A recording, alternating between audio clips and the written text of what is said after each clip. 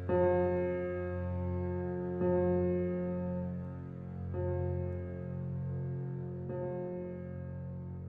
these fields and courts could talk, they would tell you about the greatness of the history of our athletes in Royse City, Texas.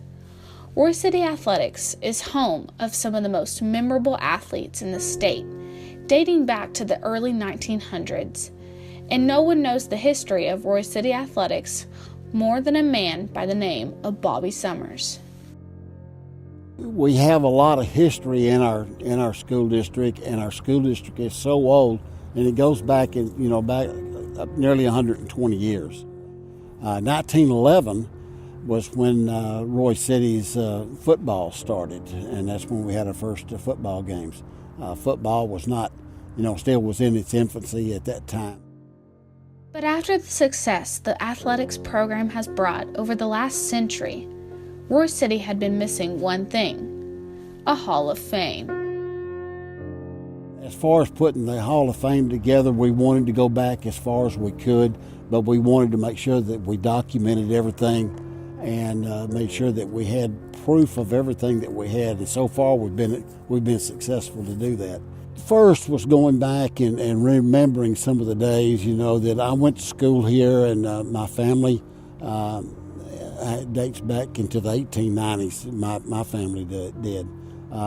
We've got like 4 generations, and so I wanted to go back during that time, and what it was like was to go back and to call some of these guys that are still around, and it was exciting to be able to call them and tell them that they were part of the Hall of Fame, because we wanted those guys to be remembered.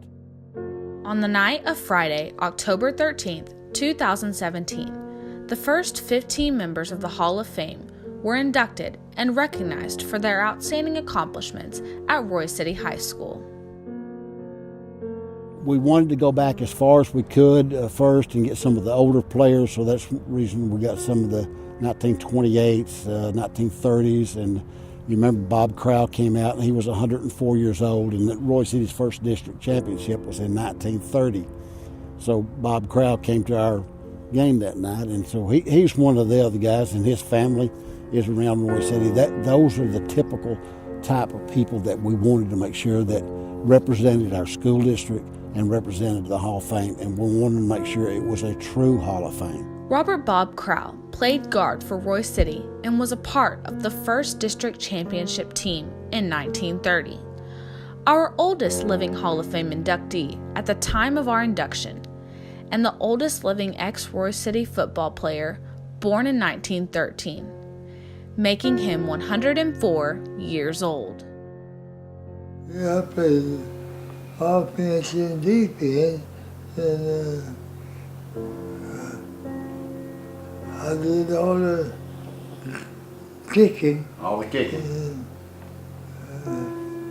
And he was a very good football player, very large for his size. He played on our first district championship, so we wanted, he's here, we wanted to make sure that we got him on our Hall of Fame. Desmond Robinson, known as Stick Robinson, was an outstanding tailback for the Royse City football program, leading the Bulldogs to consecutive district championships in the late 1980s and received a scholarship to play at the collegiate level. He went to Ottawa University. That's where he got his bachelor's degree up there, and he went there for 4 years. We give an award out for Stick Robinson every year. Because even though Stick was the spotlight, but he still also liked for somebody else to carry the ball too. He never think he was better than anyone else. He let the other boys would like to let them try to do that, show their qualities and how good they are too. But he learned a lot of obedience at Royse City. Due to the complications of leukemia, Stick passed away at the age of 26. In being down, he saw how the other half lived, because he learned how when you can be up today and down tomorrow, that's a good lesson to realize that you're not always on top and you're not always strong. Stick was looking forward to a football career. Okay, the Lord has something different in store for him. And my mom raised him in church, so he know how it is to have faith in God. Because, like I say, when you're up one day and down the next, but his faith in God kicked in and saw him through that while he was in the hospital. Megan Frosto, a high-level athlete in several track and field events during her time in Royse City ISD. She was a multiple record holder, and in 2007, she achieved the only women's national championship in the 400-meter dash. After high school, I went to the University of Houston, where I was a heptathlete and an open high jumper for 5 years because I got a redshirt year. And then after that, I went to Northern Kentucky University to get my MBA. And while I was there, I was a graduate assistant coach, and I coached the heptathletes and high jumpers. When I started track and field or started any athletics at all, it was my 7th grade year here at Royse City, and I didn't even know what sports were.